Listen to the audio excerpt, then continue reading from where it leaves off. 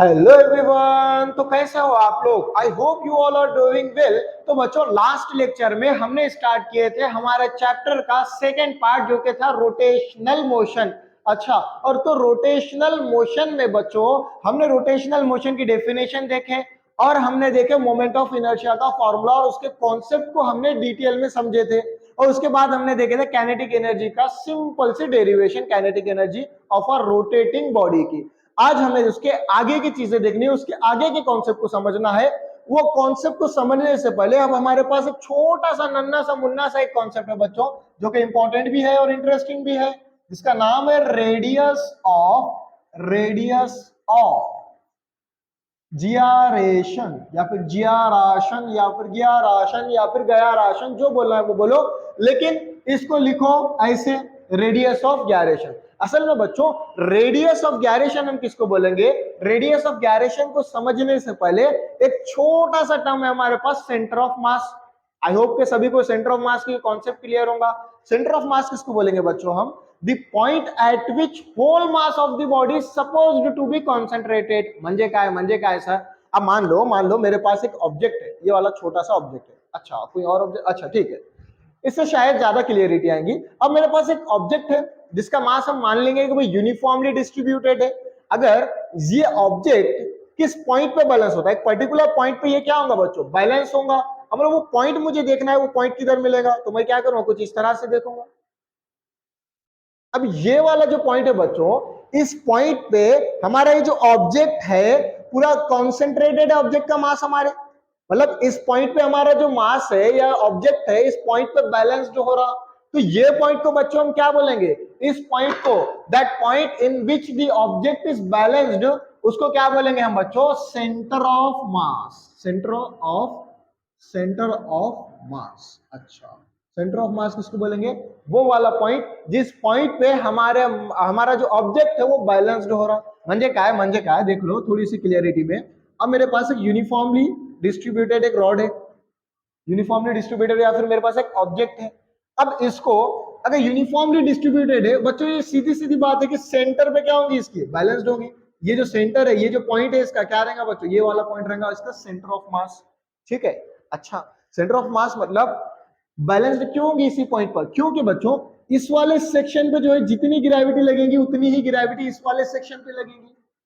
अब दोनों सेक्शन पे इधर से भी ग्रेविटेशनल फोर्स लग रहा सेम अमाउंट में, और इधर से भी एफ अमाउंट में हमारा क्या है? ग्रेविटेशनल फोर्स लग रहा। तो किधर मूव करेगा? किधर भी मूव नहीं करेगा, बैलेंस्ड हो जाएगा ये। अच्छा, ये वाला जो पॉइंट है जिसपे हमारा ऑब्जेक्ट बैलेंस्ड हो रहा, उसको हम बैलेंस्ड पॉइंट भी बोलते हैं बच्चों। क्या बोलेंगे? Balanced point. और वो जो बैलेंस्ड पॉइंट है बच्चों उसी को सेंटर ऑफ मास बोलते हैं। इस पॉइंट पे इस ऑब्जेक्ट का सारा मास जो कॉन्सेंट्रेटेड है, तो वही पॉइंट को हम क्या बोले? सेंटर ऑफ मास बोले। आई होप कि ये चीजें क्लियर होंगी। ठीक है। अच्छा, सेंटर ऑफ मास के बारे में और ज्यादा डिटेल भी है, जो कि हमारे पास 11th एनसीईआरटी में सेंटर ऑफ मास का पूरा एक चैप्टर है हमारे पास, बहुत ही ज्यादा इंटरेस्टिंग। लेकिन अभी रेडियस ऑफ gyration को समझने के लिए बस इतना समझना है कि सेंटर ऑफ मास किस पॉइंट को बोलते हैं।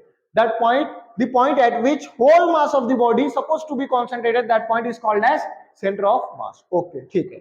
अब देखो बच्चों, हमको रेडियस ऑफ gyration समझना है। हमने क्या किए? देखो, रोटेशनल मोशन में हम कोई भी एक आर्बिट्ररी बॉडी लेते हैं। इसकी ये तो खास बात है, इसमें गोल शेप नहीं बनाना पड़ता, सिर्फ आर्बिट्ररी बॉडी ले ली कैसे। अच्छा, अब हमने मान लिए कि भाई ये जो आर्बिट्ररी बॉडी है, आर्बिट्ररी बॉडी जो है हमारी इस एक्सिस के ऊपर, इस एक्सिस के अलोंग जो है वो क्या कर रही है? रोटेट कर रही है। ठीक है। ये जो एक्सिस है इसको क्या बोलेंगे बच्चों? ये जो एक्सिस है, ये एक्सिस को हम बोले, ये एक्सिस को हम बोले एक्सिस ऑफ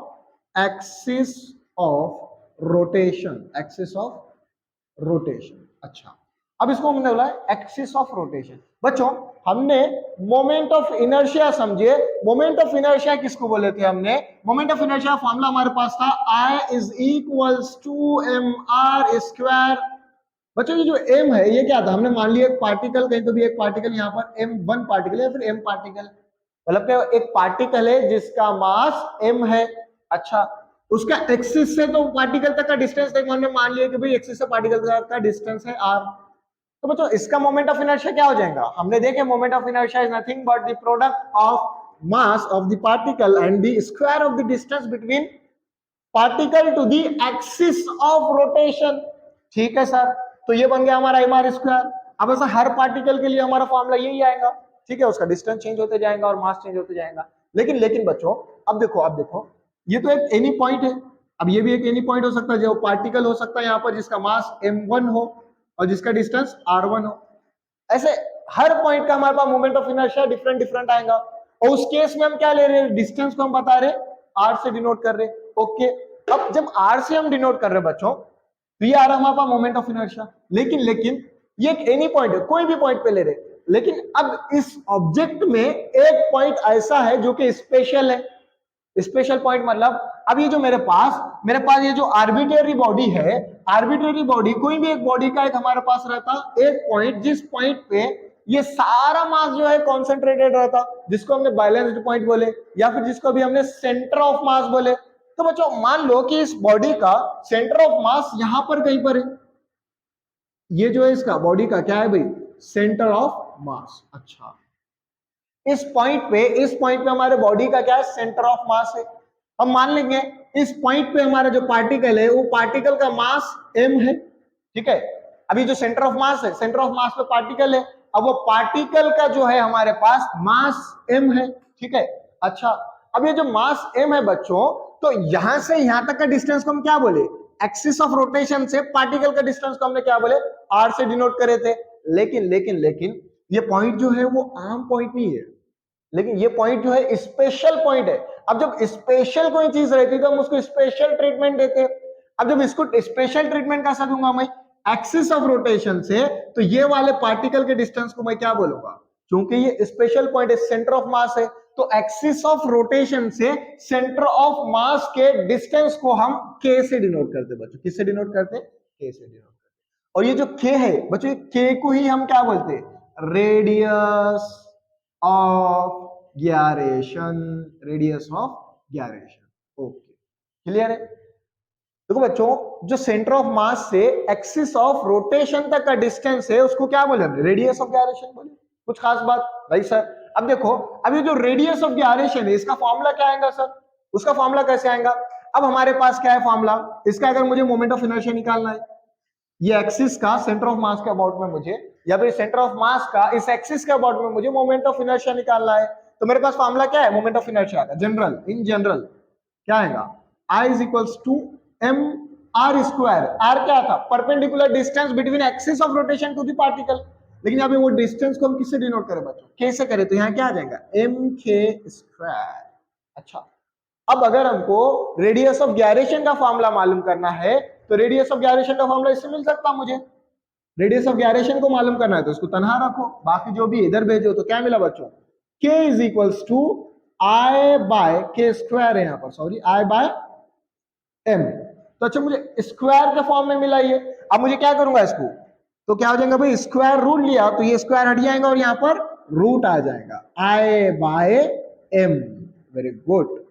तो यहाँ पे हमको मिला रेडियस ऑफ gyration का formula k is equals to I by m। Use आएगा न्यूमेरिकल में, एमसीक्यू में इसका बहुत ज्यादा यूज आएगा। और इसका यूनिट क्या होगा भाई, जो सोचते ही बैठना है, रेडियस ऑफ gyration क्या है बच्चों, भाई मोमेंट ऑफ इनर्शिया यूनिट लिखिए, फिर m का लिखिए, मास का, तो उसको कैंसिल आउट करते नहीं बैठना, सीधा सीधा इसको सुनना, रेडियस ऑफ gyration जो है एक डिस्टेंस है, एक्सिस ऑफ रोटेशन से तो सेंटर ऑफ मास का।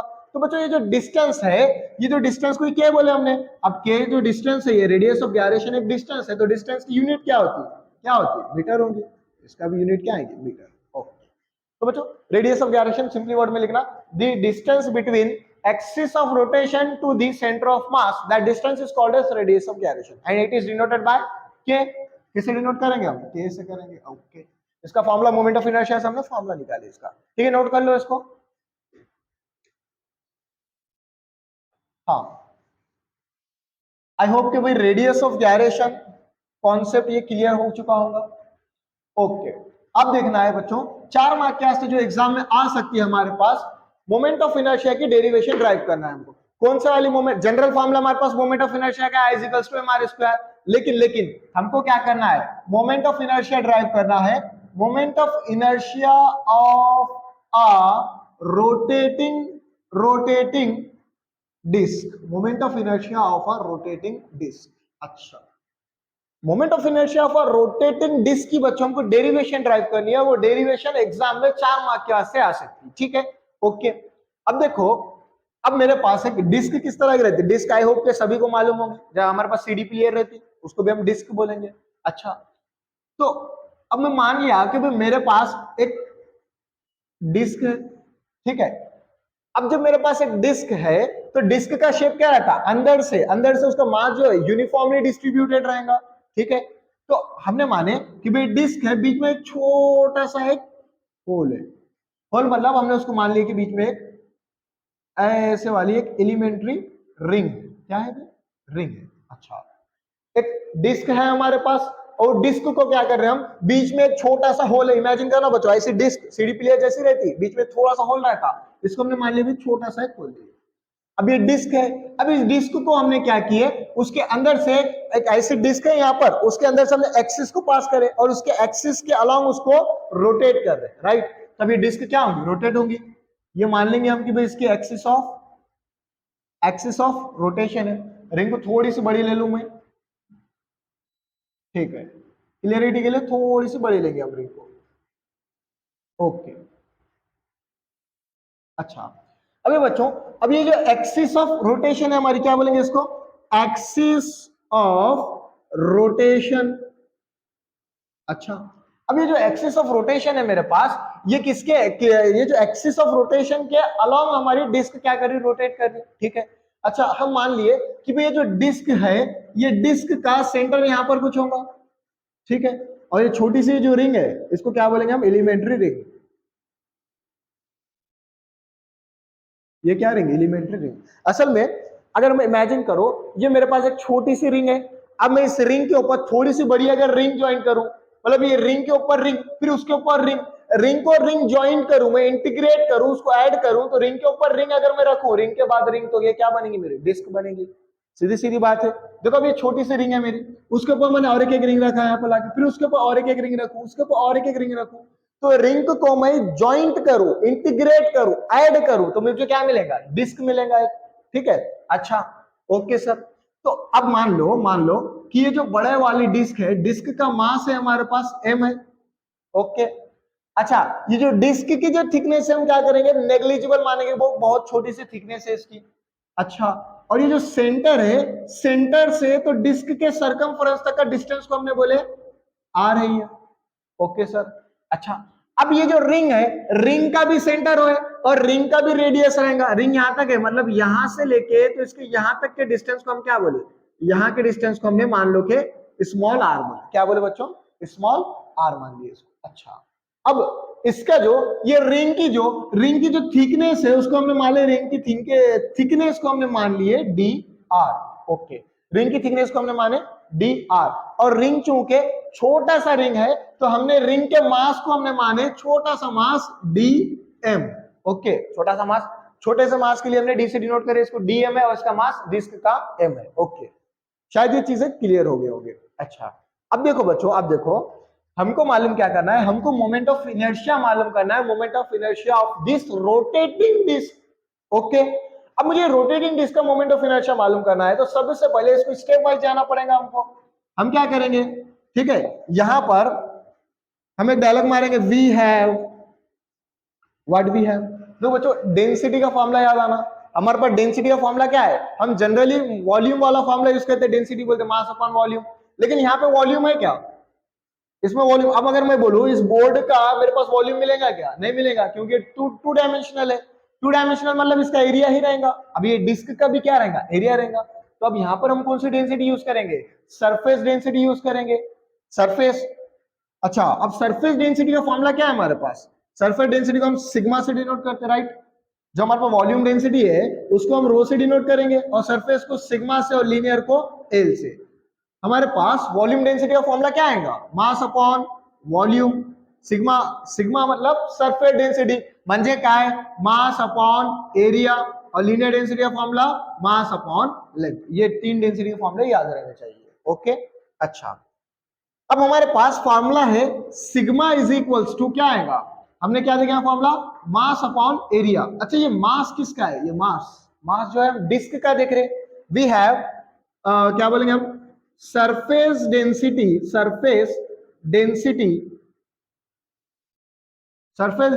For disc. अच्छा, डिस्क के लिए मेरे पास सरफेस डेंसिटी क्या लिखूंगा मैं? मास अपॉन एरिया। और बच्चों आप मुझे ये बोलो, एरिया ऑफ डिस्क और एरिया ऑफ डिस्क क्या आएगा मेरे पास? एरिया ऑफ डिस्क तो हमको मालूम है, एरिया ऑफ डिस्क और एरिया ऑफ सर्कल दोनों क्या आते हैं? सेम आएगा हमारे पास। तो क्या आएगा? सर्कल का एरिया ऑफ सर्कल क्या है हमारे पास? Pi are square. Pi are square, क्या है भाई? पाई आर स्क्वायर। ओके, तो मैं क्या लिखूंगा एरिया की जगह? Pi are square, right. तो sigma is equals to pi R, sorry ऊपर जो है हमारे पास न्यूमरेटर में हमारे पास मास है, mass upon area, area of disc pi are square, right. इसकी डेंसिटी निकल गई, इसको दो इक्वेशन फर्स्ट, ठीक है। अच्छा, अब इसकी डेंसिटी तो हमारे पास आ गई, अब हमारे हमको निकालना है रिंग की डेंसिटी। नाउ क्या बोलेंगे भाई हम? डेंसिटी ऑफ रिंग निकालना है हमको, तो क्या करेंगे हम?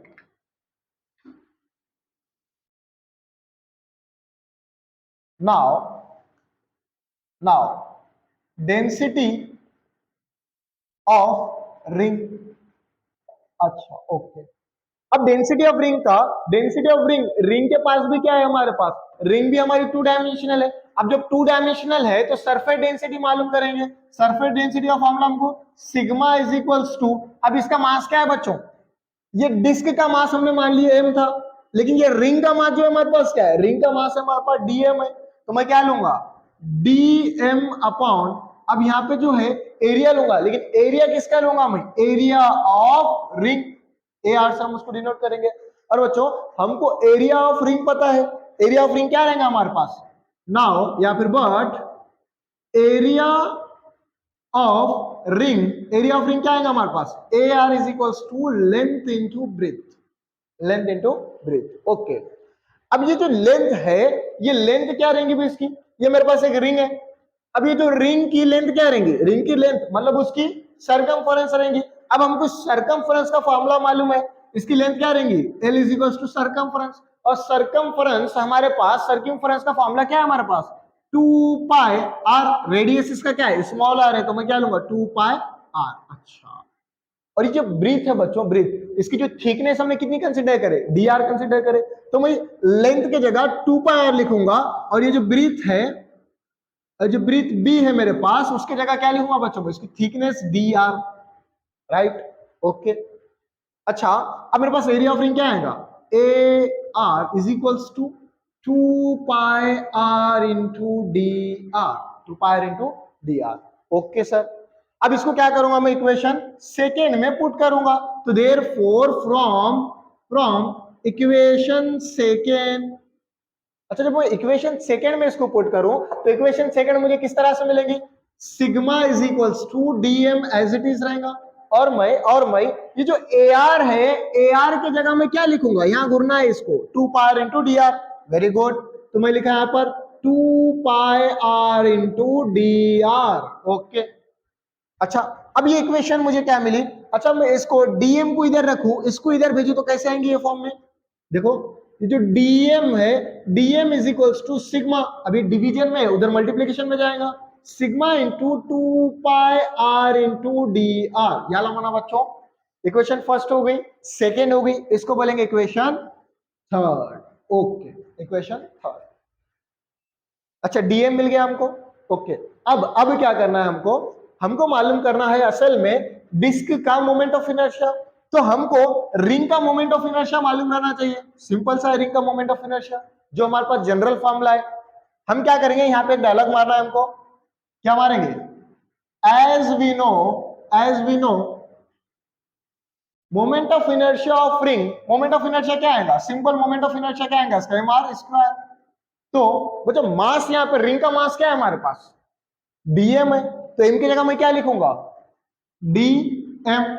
यहां पे हम क्या लिख रहे हैं? एरिया ऑफ रिंग असल में है mr स्क्वायर, लेकिन हमारे पास मास क्या बताया हमने? किससे डिनोट करे? रिंग के मास को हमने डिनोट करे डीएम से। अच्छा, और उसके डिस्टेंस को किससे डिनोट करे हमने? आर से, स्मॉल आर से, तो मैं लिखूंगा यहां पर डीएम आर स्क्वायर। ओके, अच्छा, अब देखो क्या मैं ये डीएम के जगह, डीएम की वैल्यू है क्या हमारे पास? इधर देखो इक्वेशन थर्ड में डीएम की वैल्यू हमको ये मिलेगी, तो मैं क्या करूंगा?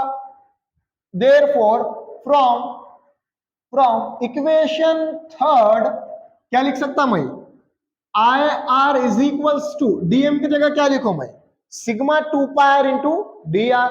ओके, तो मैंने लिखा I R is equals to sigma into 2 pi are into D R into, ठीक है, 2 पाई इंटू डी आर लिखा मैं डीएम की जगह। अब यहां बचे हुआ क्या है बच्चों, आर स्क्वायर, तो मैं क्या लिखूंगा यहां पर आर स्क्वायर। ओके, अच्छा ये आर स्क्वायर और ये आर क्या हो जाएगा, आर क्यूब।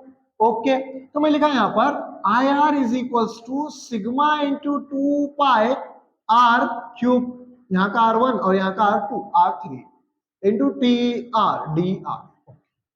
अच्छा देखो बच्चों, ये क्या मिला हमको, moment of inertia of ring मिला। ठीक है, इसको रीअरेंज करें, moment of inertia of ring असल में ये है, इसको रीअरेंज करें तो ये फॉर्म मिला। अब देखो मैंने क्या बताया था आपको लेक्चर के स्टार्ट में, अब ये जो रिंग है इस रिंग को मैं इंटीग्रेट करूं, ये रिंग के ऊपर अगर रिंग ज्वाइन करते जाऊं, यहां से रिंग को अगर ज्वाइन करते जाऊं मैं, रिंग के ऊपर छोटे रिंग के ऊपर उससे थोड़ा बड़ा रिंग लगाया, फिर उसके ऊपर उससे थोड़ा बड़ा रिंग लगाया, फिर जो बच्चों रिंग को जैसे कि हम ईंट के ऊपर ईंट रखे तो एक दीवार बनती, एक वॉल बनती। तो अब हमने क्या किए, रिंग के ऊपर एक रिंग को रखे तो एक बेहतरीन अंदाज में हमारे पास डिस्क बना। तो क्या मैं ये छोटे से रिंग का मुझे मोमेंट ऑफ इनर्शिया मालूम है।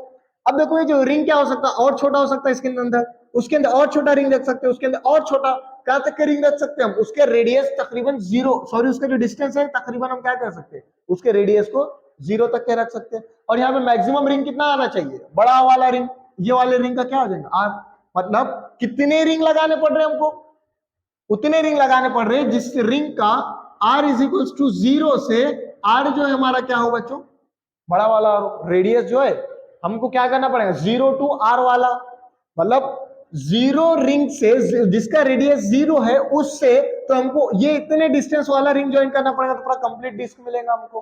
तो मैं क्या करूंगा, इसको अगर जोड़ना है तो हम क्या करते हैं बच्चों, मैथमेटिकल टर्म में हमारे पास क्या है, इंटीग्रेशन है। अब इसको क्या करूंगा मैं, इंटीग्रेट करूंगा, मतलब इसको जोड़ूंगा मैं, इंटीग्रेटिंग अबो इक्वेशन। अच्छा इक्वेशन को इंटीग्रेट करूंगा मैं, लेकिन लिमिट क्या होनी चाहिए उसकी, within the limit, within the limit, within the limit 0 to are.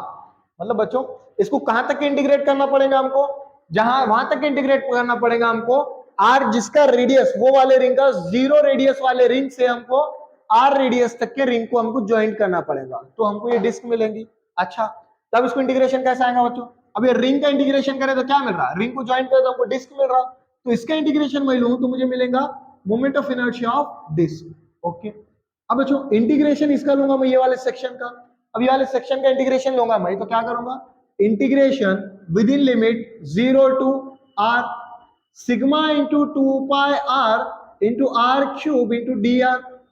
अच्छा अब बच्चों हमको पता है इंटीग्रेशन का ये रूल पता है हमको, हम उसके साथ वेरिएबल के साथ जितना कांस्टेंट रहता उसको क्या कहते हैं, बख्श देते, मतलब उसको क्या कहते हैं, इंटीग्रेशन के बाहर रखते हैं मल्टीप्लीकेशन में। तो अब यहाँ पे कांस्टेंट कितनी चीजें हैं, सिग्मा इंटू 2 पाई आर क्या है बच्चों, यहाँ पर कांस्टेंट है। अब जब ये कांस्टेंट है इसको बाहर रखूंगा मैं, और इंटीग्रेशन किसका करूंगा, आर क्यूब का, तो मुझे कैसा मिलेगा, sigma into 2 pi R, R तो नहीं लिखूंगा, सिग्मा इंटू 2 पाई, जितना कांस्टेंट है उसको इंटीग्रेशन से बाहर लाया मैं। अब मुझे इंटीग्रेशन किसका करना है, 0 to R R cube into D R. Okay, इसका इंटीग्रेशन करना है। तो सिंपल सा फॉर्मूला इंटीग्रेशन का याद रखना, जिसका मैथ नहीं है उसके लिए भी हमारे पास क्या आता है इंटीग्रेशन का formula, integration of x raise to n into D X, इसका फॉर्मूला याद रखना चाहिए। सिंपल सा फॉर्मूला हमारे पास क्या आएगा, इसका फॉर्मूला आएगा is equals to x raise to n plus 1 divided by n plus 1, ये वाला फॉर्मूला याद रहना चाहिए।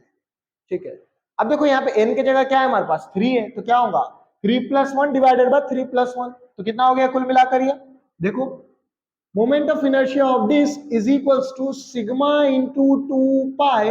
अब इसका इंटीग्रेशन अगर लूं मैं तो क्या हो जाएगा, r raise to 4 divided by 4, वो वाले फॉर्मूले से r raise to 4 divided by 4। अच्छा अब इसकी जो लिमिट है 0 टू r। ओके सर, अब मैं इसकी लिमिट अगर पुट करूं, लिमिट कैसे पुट करते हैं हम, upper limit minus lower limit. अच्छा ओके, तो हमको क्या मिला देखो इधर, सिग्मा इंटू 2 पाई, और ये जो कांस्टेंट है 4 उसको अगर मैं बाहर ला लूं 4, तो ब्रैकेट में क्या बचा मेरे पास आर की जगह में लिखा upper limit R raise to 4 minus 0, lower limit करते हैं। अच्छा 0 रेस टू 4 क्या आएगा बच्चों हमारे पास? 0 रेस टू 4 मिलेगा, 0 ही मिलेगा। तो मेरे पास मोमेंट ऑफ इनर्शिया क्या मिलेगा? ID is equals to sigma, अच्छा यहां से कैंसिल होता हूं, 2 2 जा 4, तो ऊपर से 2 कटा, नीचे क्या बचा? 2 बचा। सिग्मा है pi by 2 into are raise to 4, ठीक है, sigma pi by 2 into are raise to 4। अच्छा अब मुझे सिग्मा को देखो, इस सिग्मा की जगह मैं कुछ लिख सकता क्या? देखो ये सिग्मा, हम किसका फॉर्मूला मालूम कर रहे हैं? Moment of inertia of a disc. अब जो moment of inertia of disc लिख रहे हैं, तो ये जो सिग्मा है, सिग्मा किसका होगा? Moment of inertia of disc अगर अपन मालूम कर रहे हैं, तो ये जो सिग्मा है, सिग्मा किसका होगा? डिस्क का होगा। मतलब कि हमारे पास जो सिग्मा जो डेंसिटी है, सरफेस डेंसिटी, वो किसकी रहेंगी? डिस्क की। तो डिस्क की सरफेस डेंसिटी हमारे पास यहां पर इक्वेशन फर्स्ट है। तो मैं क्या बोलूंगा? देयरफॉर फ्रॉम फर्स्ट, सिग्मा की जगह क्या लिख सकता मैं? m by pi are square. तो यहां क्या लिखूंगा मैं? Moment of inertia of a disc is equals to sigma की जगह m by pi are square into pi का pi divided by 2 into are raise to 4। अच्छा अब इसको घुरो, क्या कैंसिल होगा यहां पर? हमारा पाई पाई गेट कैंसिल। ओके, अब यहाँ पे आर स्क्वायर है, ये आर स्क्वायर और ये आर रेस टू 4 में से 2 चले जाएंगे, पावर में से बचा 2। तो यहां पर हमारे पास क्या बचा भाई? Moment of inertia for rotating disc is equals to M R square by 2। तो बच्चों ये था तुम्हारा moment of inertia of a rotating disc का फॉर्मूला, डेरिवेशन। तो इस तरह से इस प्रोसेस से हमको क्या करना है? मोमेंट ऑफ इनर्शिया निकालना है इसका। अब इसका मोमेंट ऑफ इनर्शिया निकाले हम, क्या मिला? M R square by 2। इसको याद रखना है, moment of inertia for rotating disc always will be M R square by 2। ठीक है, 4 मार्क का एग्जाम में आता, इसको अच्छे से करना, लिखना, इसकी प्रैक्टिस करना लिखकर। ठीक है, इसको लिख लो, स्क्रीनशॉट लेना, स्क्रीनशॉट ले लो इसकी जल्दी से। हाँ, इसके आगे एक छोटी सी डेरिवेशन देखेंगे हम, नन्ही सी मुन्नी सी प्यारी सी। इसमें असल में 2 डेंसिटीज को याद रखना है और उसका इंटीग्रेशन थोड़ा सा जहन में रहना चाहिए। ठीक है, हीडिंग लिखना है अभी, या फिर क्वेश्चन लिखना है, drive an expression for angular momentum of a rotating body. हमको क्या करना है बच्चों? इस टर्म में हमको एंगुलर मोमेंटम मालूम करना है। क्वेश्चन आ सकता है एग्जाम में, क्या आएगा? अगर असल में इसकी हीडिंग लिखना है, angular momentum, angular momentum of a rotating body, angular momentum of a rotating body. Question पूछेगा, drive an expression for the angular momentum of a rotating body. तो हमने क्या करना है? ठीक है, बेहतरीन अंदाज में कुछ नहीं करना है, हमने एक आर्बिट्ररी शेप की एक डायग्राम बनाएंगे, उस पर एक एक्सिस से उसको रोटेट करेंगे। ठीक है, ओके, इसको बोले हमने एक्सिस ऑफ रोटेशन। अब यहाँ पे मान लिया हमने कि भाई एक पार्टिकल है जिसका मास m1 है, वही पुरानी कहानी जो मोमेंट ऑफ इनर्शिया हम देखे थे हमने। अच्छा, अब इसका मास m1, अब मान लिया एक्सिस ऑफ रोटेशन से उसका डिस्टेंस r1। मान लिया कि भाई यहाँ पर एक पार्टिकल p2 है जिसका मास m2 और उसका एक्सिस ऑफ रोटेशन से डिस्टेंस r2। ऐसे कितने पार्टिकल रहेंगे? n नंबर ऑफ रहेंगे सर। तो मैं क्या लूंगा? मान लूंगा कि यहाँ पे पार्टिकल pn है जिसका मास mn है और उसका डिस्टेंस एक्सिस ऑफ रोटेशन से rn है। ओके सर, अब इसी का डायलॉग मार देना। तो let us consider m1 m2 dot dot dot mn are the masses of the particle situated at a distance r1 r2 dot dot dot rn respectively. कुछ खास बात? हर क्वेश्चन में ये डायलॉग मारते रहना। मार दिया हमने, ओके। अच्छा अब देखो, हमको मालूम क्या करना है बच्चों? Angular momentum of a rotating body मालूम करना है। तो हमको लीनियर मोमेंटम मालूम है। लीनियर मोमेंटम को किससे डिनोट करेंगे? हम p से। तो हम क्या बोलेंगे? We have linear angular momentum, sorry linear momentum क्या है हमारे पास? p is equals to mass into velocity. Mass into velocity है। अच्छा, लीनियर मोमेंटम हमारे पास मास इंटू वेलोसिटी है। अब देखो हमारे पास जो है एंगुलर टर्म जितने भी है हमारे पास, ये क्या है भाई? लीनियर वेरिएबल है। वेलोसिटी जो है हमारे पास लीनियर वेरिएबल है। अब हमारे पास ये जो लीनियर है उसका एंगुलर के साथ रिलेशन है। क्या है रिलेशन? देखो यहाँ पे याद रखना, हमारे पास लीनियर डिस्प्लेसमेंट है, उसका रिलेशन इसके साथ क्या है हमारे पास? एंगुलर के साथ आर थीटा। ठीक है। अच्छा, हमारे पास वेलोसिटी है, लीनियर वेलोसिटी। अगर लीनियर वेलोसिटी से मुझे एंगुलर वेलोसिटी में जाना है तो उसका रिलेशन है हमारे पास क्या है भाई? Are omega. और सिमिलरली हमारे पास लीनियर एक्सेलरेशन है, उससे एंगुलर एक्सेलरेशन में जाना है तो हम आर से मल्टीप्लाई करें इसको, आर अल्फा। ठीक है, रिलेशन है। और जैसे कि हमारे पास डिस्प्लेसमेंट, वेलोसिटी और एक्सेलरेशन का है, सिमिलर वे में हमारे पास मोमेंटम का भी है। अब मेरे पास क्या है भाई? लीनियर मोमेंटम P है, मुझे जाना है एंगुलर मोमेंटम L में, तो तुमको लग रहा होगा कि भाई मैं यहाँ पे R से मल्टीप्लाई करूंगा। नहीं नहीं, ये तीनों के केस में होगा भाई, हम रेडियस से उसको क्या करेंगे? मल्टीप्लाई करेंगे। लेकिन इसका रिलेशन जो है इसको हम क्या करेंगे? R से डिवाइड करेंगे। ये याद रखना कि भाई इसका जो रिलेशन है मोमेंटम का लीनियर टू एंगुलर का क्या है? प्रेशर, सॉरी हमारे पास क्या है? Momentum, linear momentum is equals to angular momentum upon radius. ठीक है, वो वाला रेडियस, इससे थोड़ा सा डिफरेंस रहेगा इसका रिलेशन। अच्छा, और फिर दूसरी चीज ये याद रखना, देखो इसके एनालॉगी है, मतलब कि भाई अब हमने क्या करे थे लीनियर मोशन में, लीनियर मोशन में देखो इसका एनालॉगस याद रखना। लीनियर मोशन में हमने जो मास काम आता था हमारा, यहाँ पे मास की जगह काम आएगा हमारे मोमेंट ऑफ इनर्शिया। जो काम मास कर रहा था हमारे पास, यहाँ पे काम कौन करेगा? उसका मोमेंट ऑफ इनर्शिया। एनालॉगी है उसकी। अच्छा, हमारे पास वहां पर लीनियर मोशन में वेलोसिटी v थी, यहाँ पे उसका एनालॉगस क्या है? Omega, angular velocity. ठीक है। अब हमारे पास था डिस्प्लेसमेंट x, उसका काम यहाँ कौन करता? Theta, right. अच्छा, हमारे पास था एक्सेलरेशन a, यहाँ पे आएगा उसका एक्सेलरेशन a का अल्फा, राइट। ये एनालॉगी है, ये किसकी दुनिया के में काम करते हैं? ये लीनियर मोशन में दुनिया में काम करते हैं। और लीनियर मोशन का काम, जो लीनियर मोशन में जो काम मास करता है यहाँ पे करेगा मोमेंट ऑफ इनर्शिया। वेलोसिटी थी यहाँ पे एंगुलर वेलोसिटी, तो सिमिलर वे में p के जगह यहाँ पे क्या आएगा? l आएगा। ये क्या है अभी? एनालॉगस है, इसको याद रखो तो तुमको फॉर्मूले से याद रखने में बहुत ज्यादा आसानी जाएंगी। जैसे कि फॉर एग्जांपल कल हमने ड्राइव करे थे हमारा काइनेटिक एनर्जी का फॉर्मूला, तो काइनेटिक एनर्जी का फॉर्मूला हमारे पास है, जनरल फॉर्मूला है हाफ mv स्क्वायर। हमारे पास रोटेटिंग बॉडी का क्या आया? रोटेटिंग बॉडी का अगर आपको याद हो तो रोटेटिंग बॉडी का हमारे पास आया हाफ आई ओमेगा स्क्वायर, ये ड्राइव करे थे। तो बच्चों अगर तुमको लीनियर वाले फॉर्मूले याद है तो एंगुलर वाले याद रखने की जरूरत नहीं है। क्यों नहीं रखने की है? देखो इसका अगर तुमको एनालॉगस पता है तो क्या करेंगे तुम? Kinetic energy is equals to half, ये लीनियर के लिए। अगर तुमको रोटेटिंग बॉडी के लिए मालूम करना है तो हम क्या करेंगे? इसका एनालॉगस रख दो। आई एम की जगह मैं क्या लिख सकता हूं? आई, मैं लिखा आई, और वी की जगह ओमेगा, तो यहाँ गया आई ओमेगा स्क्वायर, राइट।